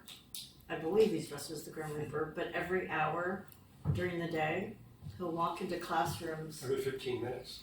Oh, that's right. 15 minutes. And take a child out of class. Cool. That's where the number of children will come from. I thought it was going to be, one victim and maybe one perpetrator. Someone driving and someone getting hit, but it's Every 15 minutes. wow. Okay. So the kids see, wait a minute, that's, my friend that I went to the dance with last week, or the basketball game, or whatever it is. So and it they put just, a black towel over their chair, so it's like. oh, that's right. It's really moving. Well, Stuart, you've been involved in this whole thing. Tell us more. You did a great job. No. Just filmed in the car. Tell the towel, so there's like a shroud over the student's chair. I think so, yeah. It gives me the chills every time I Yeah, hear that's about it. amazing. I mean, it's really amazing. What else do you want us to know? I think that's it. Okay.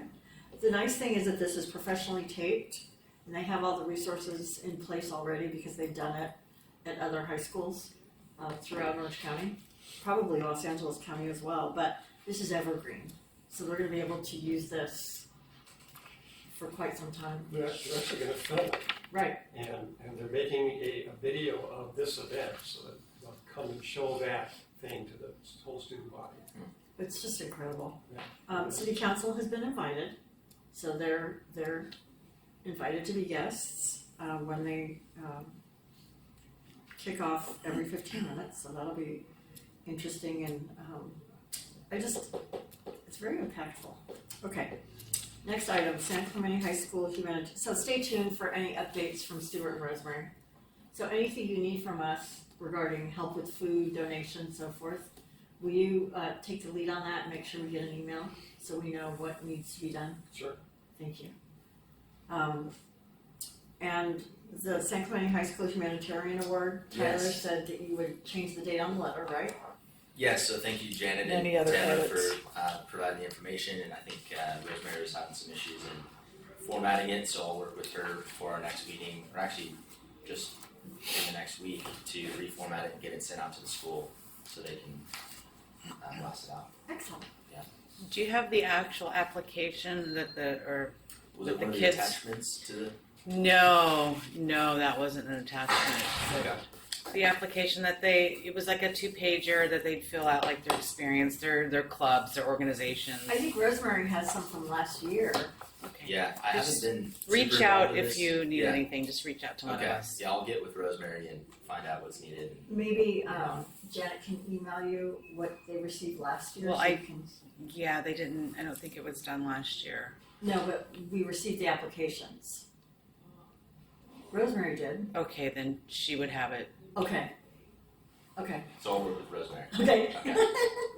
So what you said. Yes. Okay. So what day do you think you would take to council? Because there's 2 council dates in May, the 7th and the 21st.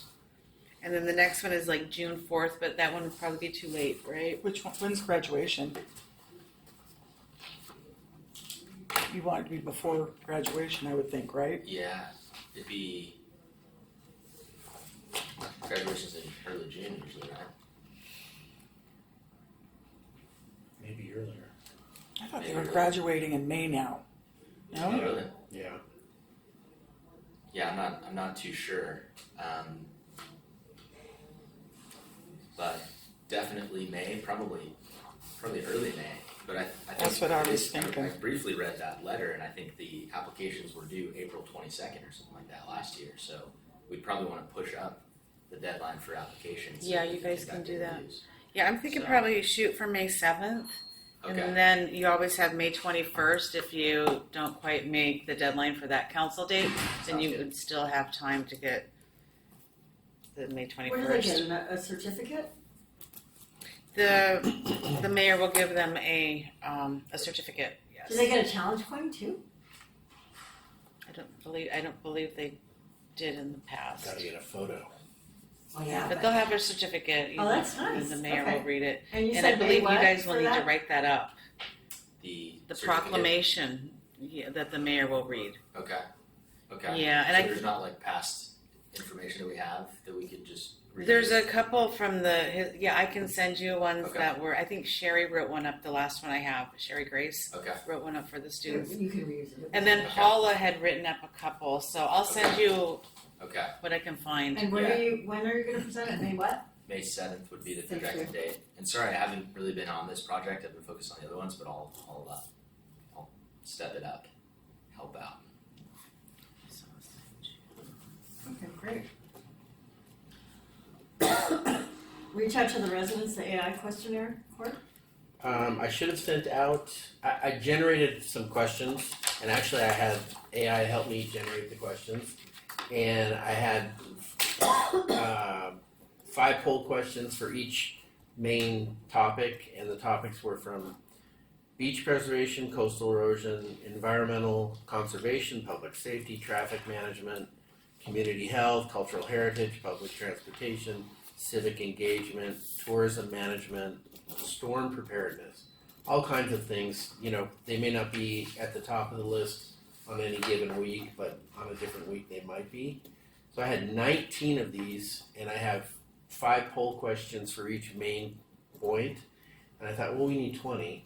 So this morning, I went to Rick, and I asked him, I go, what's a topic that the city council is talking about right now that might be a good poll question?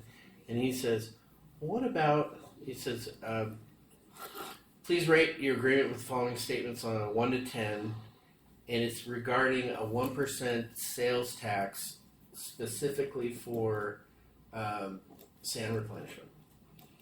And I ran that through our system, and the system is basically, it runs it through the mission statement, because that's what our questionnaire is based on. It has to fall in line with what San Clemente's mission statement is, and this is what it gave me. So, let's see here. 1 cent sales tax, wow. 1%. 1%.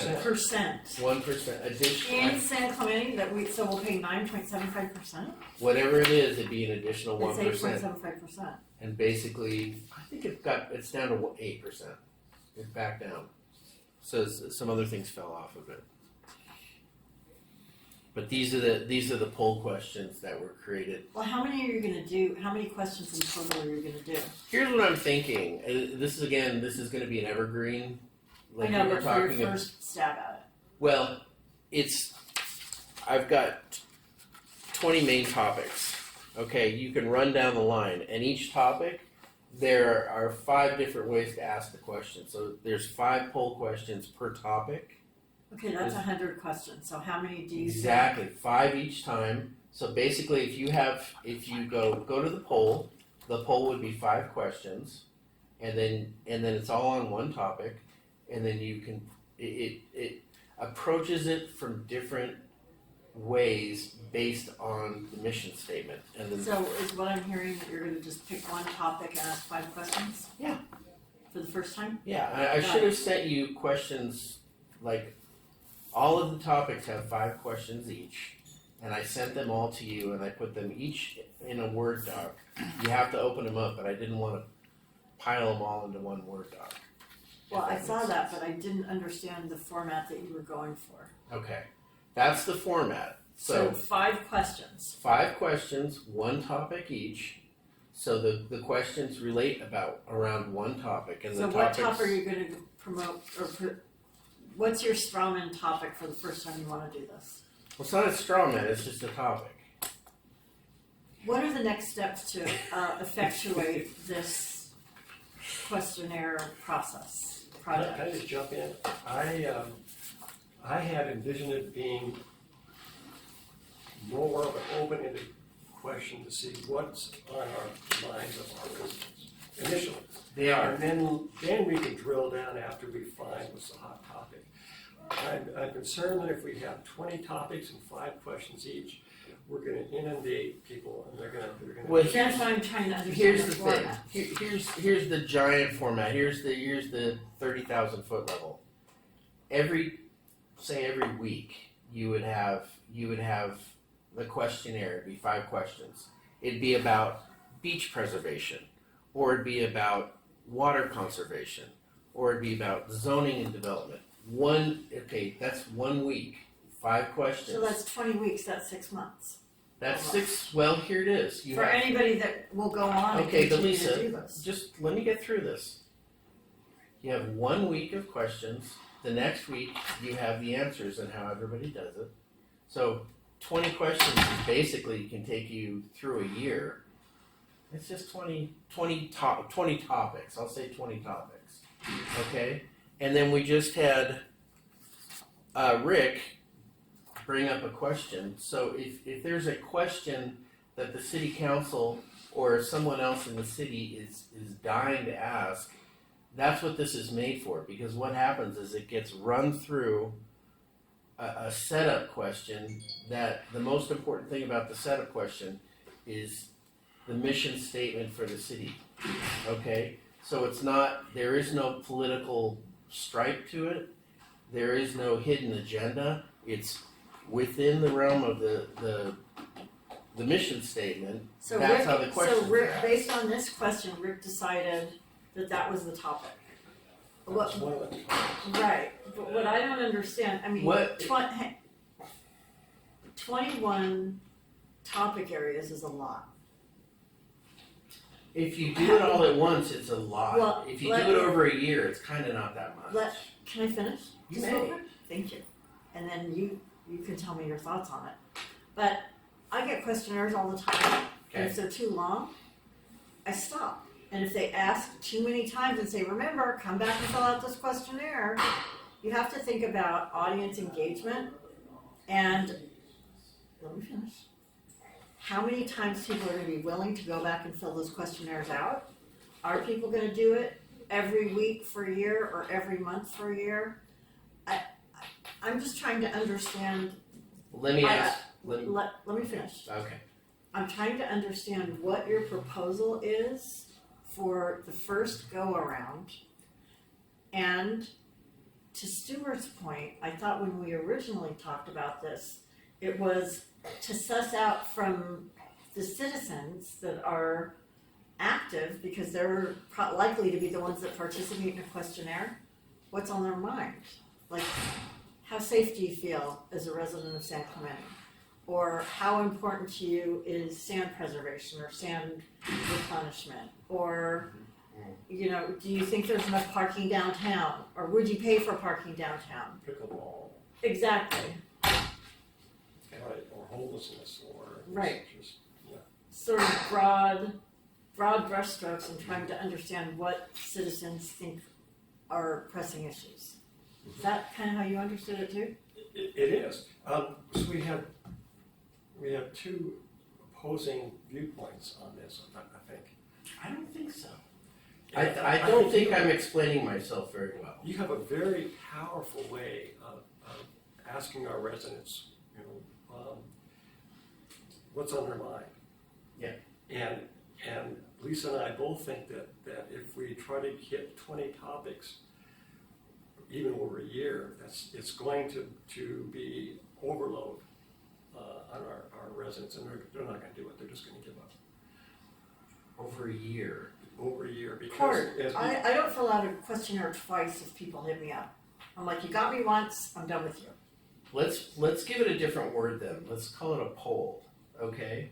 Okay, a poll, Okay. I hang up on the people. How many I mean, I'm just giving you what's Lisa. real. how many questions is too many for you in a poll? Do you want to just answer one? I'd answer 10, Okay. and it has to I don't take want me- you to answer 10. I think 10's too much. I think I know, I but think- my point is, Cord, if you try to do 5 questions on 21 topics, people are gonna be tone deaf. if you do it all at one time, I would 100% agree. Breaking it up, I don't think you're gonna have the retention of participants. people are going to drop out. That's my. Just something to kind of hone it a little bit also is that you only go until the end of the term. June, So, Until June. Okay. so that The whole kinda shortens it right there. concept of this was to be able to get the feedback of the residents in front of the city council, okay? And this is a proof of concept, okay?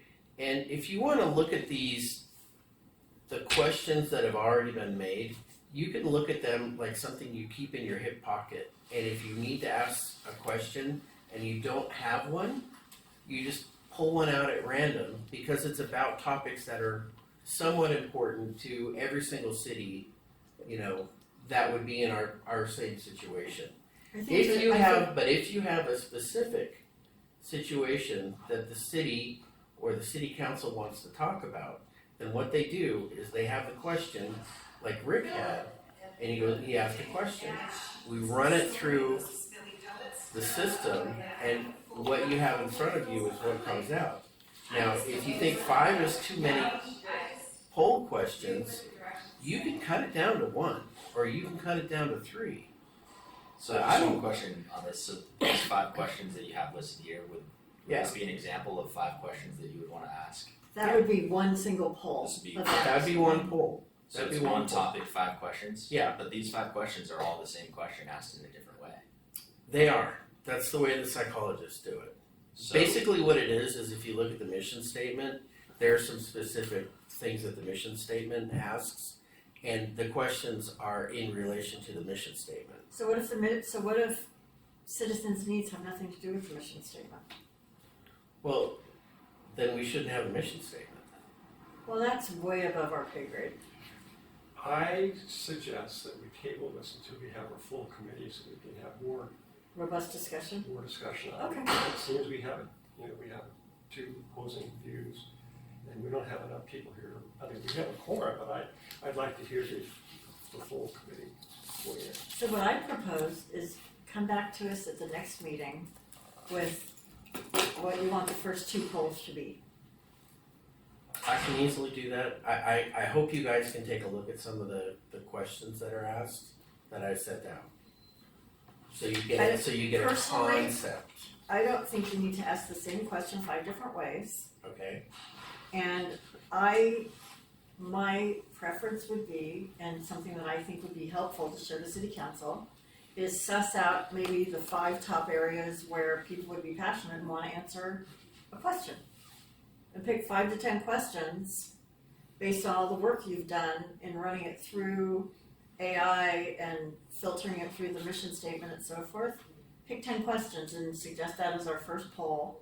and you can ask a question about sales tax, since a city council member brought that up to you, and then I think that's a Nine great other- way to do it. 9 other questions, Yeah. winnow it down, and then let's start there and see how it I'd- goes and report back to city I'd council. love to get feedback from you guys on that stuff, and that's, I mean, you've got Because you have a 20, wealth of, you've got 20 topics that you can choose from, or you can throw out half of them, or you can say, let's do these later. so how about you send that document and this document to Tamara to distribute to all of us and ask us, what are your 10 questions that you'd like to see included, and we have that as a launch pad Did for the our topic, discussion. is at the it the next same one that we already sent out? I know I got it. Yeah, but it's a lot more, it's not this list, it's a lot more in depth. Well, but that's, you've got I that can give you list. this. I mean, I can you give can you send this that to me. list. That's what I'm saying. You can have this list. This you've already gotten. Right. We can send this again though, if you like it. I just say, make it as simple as possible to be able to launch into a discussion that's fruitful. And maybe have the other people here so they can. Yeah, have everybody here, that's a really good point. Just one other comment I would make is, I've played around with AI quite a lot over the past 6 months.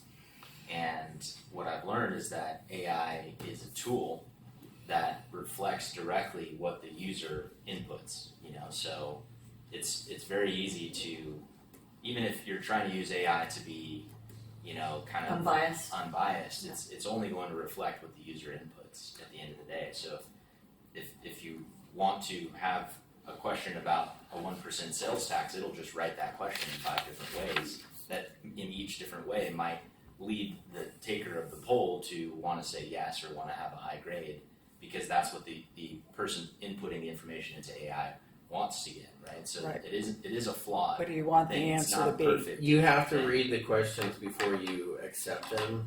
That's one of the reasons though why I tried to wash it through the mission statement, because Yeah. that is supposed to be the guiding principle of the city. But I think my point is that maybe we shouldn't have so much of a focus on it being AI as much as we should have a focus on it being unbiased, and really just focus on what is it that what is our goal? What are we trying to get out of the people that are taking this poll? Is it that we want people to accept a 1% sales tax for sand replenishment? Oh God, no. Or is it that we want to hear from the residents on what they think The about the what's whole happening? point of this, Exactly. the whole point of this is that whoever is administering the questions, even if they try to, they would come up with an unbiased, question set, because we're trying to take the bias out of it as much as we can.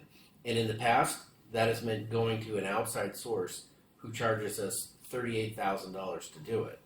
Whereas we have new tools now, like this is the question setup, and I'll send that to Okay. everyone if Tamara can help me.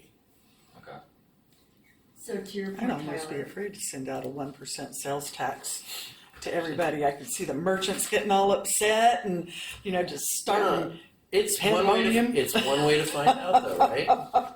It's one way to find out, and if the people go, this is a horrible idea, and everybody says no, that's the kind of feedback you want though, Yeah. because then your city is guided by Seems like the will of the people. huge. Huge.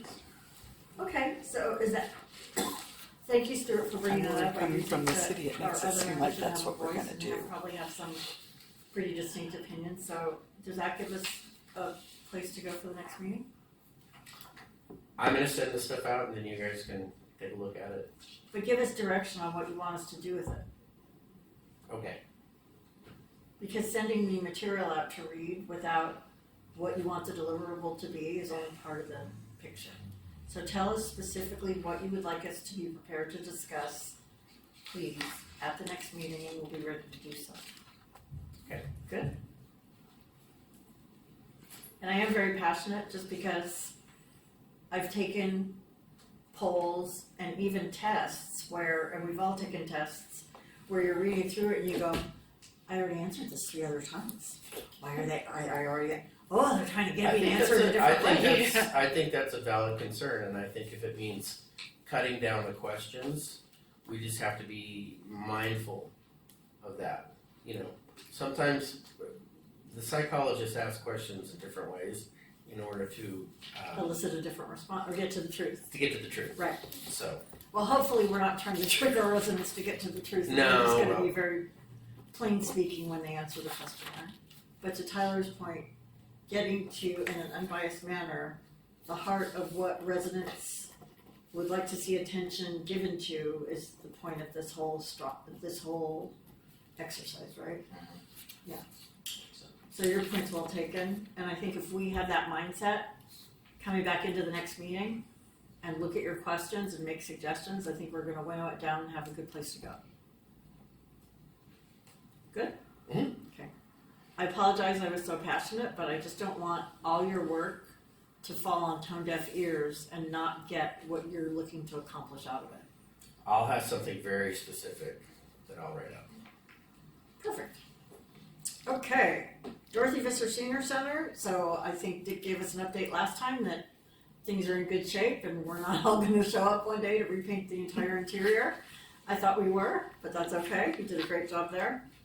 CDBG's, it's not time yet, right? I have on my calendar a Uh-huh. meeting for this Thursday at 2 p.m. Correct, and I have your binder for you as well, if you would Okay. take with Oh, you. good. And Just to show what my So it's this calendar is. Thursday? yes, Oh. it's yes. Oh, you know what? Silly me. Rosemary just texted me that. Thank you.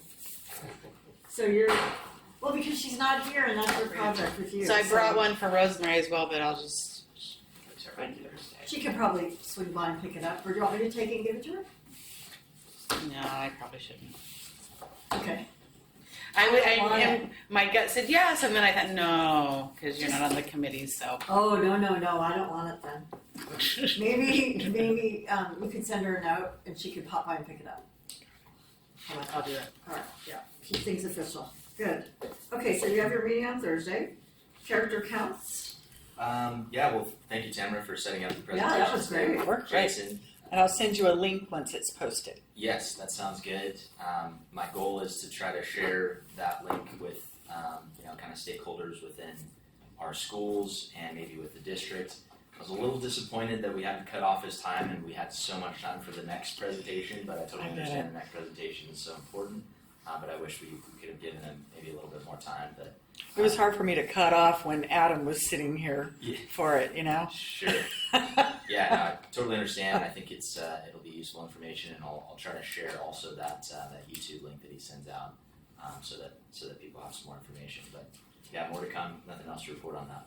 Okay. And then the overall homelessness strategy. Well, my focus, as you know, has been, one of my focus has been trying to find some land that's unincorporated, but we can find shelter for our homeless, unsheltered residents. And I'm hitting brick walls everywhere I go. I haven't given up, but I don't think I'm going to be successful. So it makes me think that we'll have to look for a place inside the city, and I know there is a lot of resistance to that, but I think we're going to have to look at that. So that isn't what city council directed us to do, is because they said that's what they're working on. I think I think Andy made it very clear to us that's not what they want us to be doing. I don't know, did anybody else? That's a brick wall that starts at the very top. I mean, Yeah. that's the city council. Right, If there was going to be any shelter or anything like that in the city, it would be private. It wouldn't be. Do you know what I mean? Mhm. It wouldn't come from the city. It would come from like a FAM or another entity. But there are programs that have, there's money available for programs, but it has to be approved. Is that true? Approved by the city? For the city to have money coming from the county, they need to find something that they support and then ask the county for those funds. so my understanding from Andy was that was outside of our scope and they were handling it on their end. Did I understand that correctly? That was my understanding. I mean, chime in, guys, Do you want us to, I mean, it was, I think in the That was pretty minutes even. reasonable. I thought it was gonna be regional. And for us to stay out of it, and they wanted us to take a look at what other cities were doing Right. in terms of best practices, gather it from their websites, put together a consolidated report to share with city council to see if there's anything that other neighboring cities are doing in terms of best practices that we could potentially put into place in the city of San Clemente. including the regional center. But a regional center is not, doesn't appear to be on the works. Well, no other city is working on a regional solution, correct? As far as I know. Yes. Right. Yeah. And our city, way above us, has approached other neighboring cities regarding their appetite for doing that and so forth. So I think the best course of action in terms of overall homelessness strategy, and please weigh in, is really to take a look at our neighboring cities, what their best practices are currently, what they post on their website, and what they do and the programs that they offer and so forth, and share that with city council in a consolidated report, because that's what they asked us to do, as our committee. It did seem like kind of a handcuff to our committee in the effort of compiling a list of what other cities are doing, because I think they explicitly stated that they didn't want us to reach out directly to electeds or staff from other cities. Right. So that was very clear, which makes it more difficult, I think, to gather that information because it has to just be done through like websites and Right. other public documents and things like that. But that seemed to be clear to me. The question I had, Cord, I think you mentioned earlier that you're meeting with Katrina Foley coming up soon. Or is that for Well, this topic, she or- pushed it off, so we'll see what happens. Got it. Yeah. Is that related to homelessness or? It's related, it's related to, it's also related to the new homes that they have in the south, where it's the addiction treatment, The where they're drug meant to- rehab homes. Yeah, drug rehab or mental health or however it's the same people that are buying the same homes and they're doing the same thing that they did before Got it. under a different name. So is that in your capacity as a Human Affairs Committee member or No. just as a No. resident? Got it. No. Okay. That's what Not at all. But you know what? It's Yeah, not part of our work plan. no. Yeah. No, and I think we're being handcuffed from the city. I think the county is handcuffing. So we have a very narrow scope Right. with this right now. And it's almost as if the two best people to talk to were just in the room. Yeah. So Okay. One thought crosses my mind that the city's saying, or the council's saying, we're handcuffing you because we want Troy and Carly to keep doing this and to do more of it. Because that's what's working. it seems to be. It's irrefutable when you take a look at the pit count. Yeah.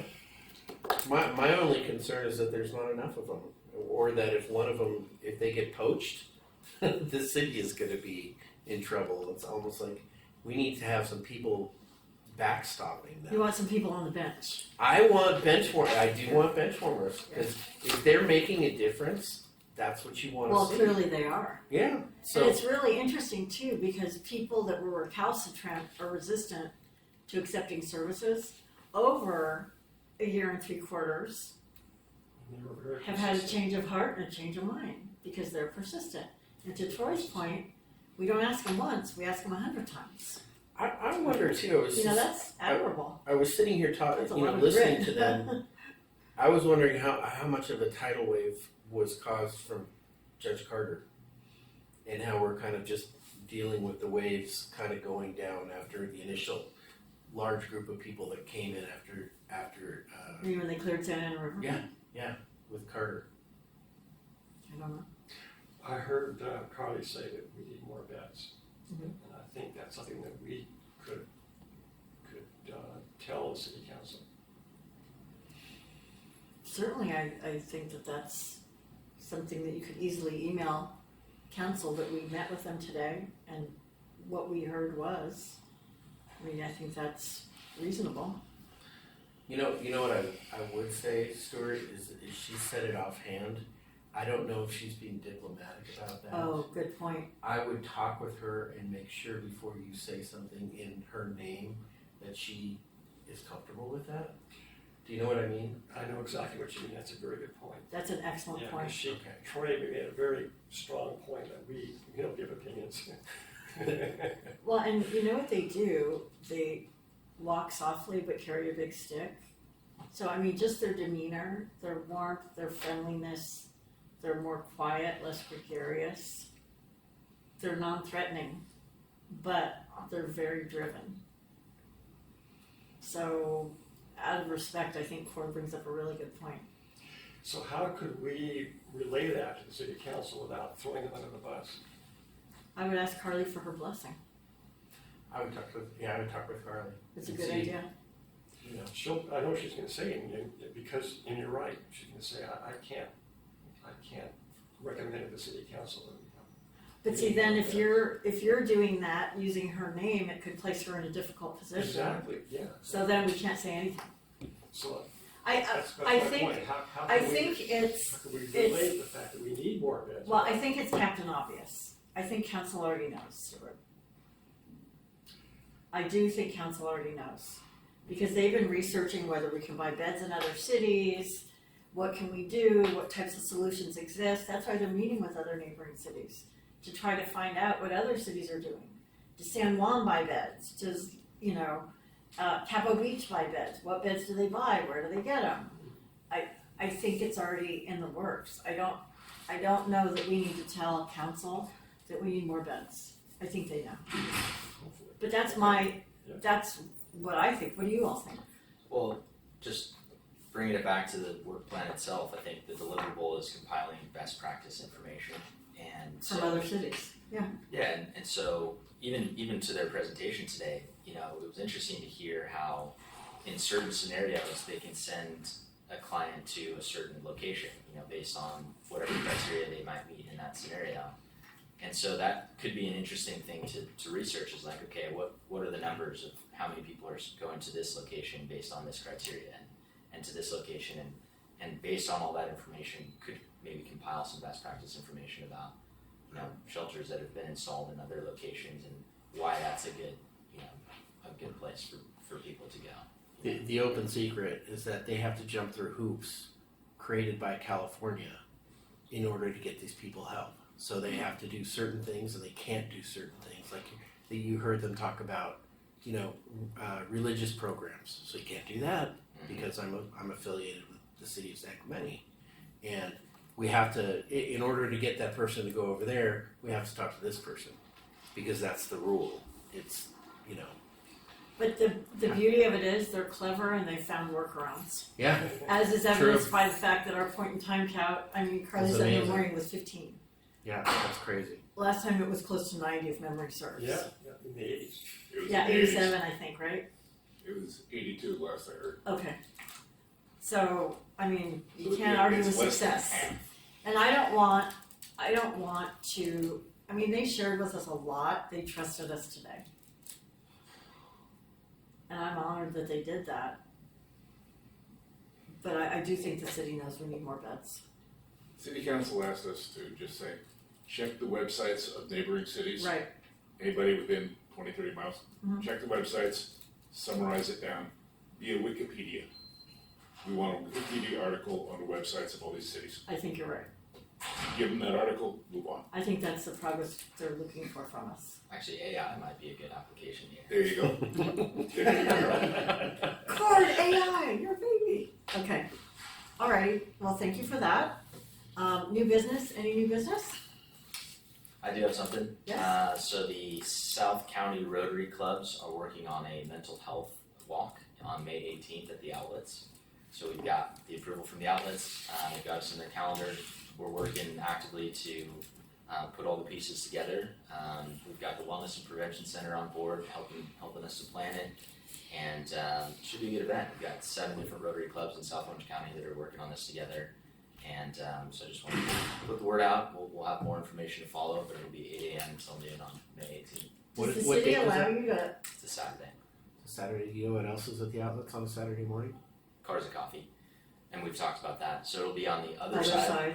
in that courtyard area. And so it'll be a walk. So we'll actually take like 1.5 walks or turns around and will want to go past Cars and Coffee people just So so they people kind of ask you know what what's you're going doing. on. Oh, good. But then most of it will be on the other side of the entrance. What date? May 18th, May 18th. Saturday. Oral and written communication, do we have anything? Now's your time, Tom. This time I wasn't quiet. Tom's time, got it. Communication from committee members and staff, does anybody have anything? I just wanted to share, the city put out a press release for nominations for the Outstanding Citizen to honor the Wall of Recognition.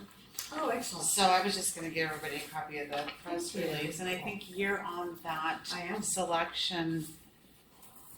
Oh, You'll know a lot of the people on that list. I think we do. There, you can hand that just to her. Okay, I just thought I would share that. Did you Thank wanna? you for that. Not bad. awesome. Thank you. Excellent. Lisa Spinelli. Alrighty, well, with that, does anybody else have anything else? Excellent, well, let's adjourn. I'll be a year older when I see y'all next time.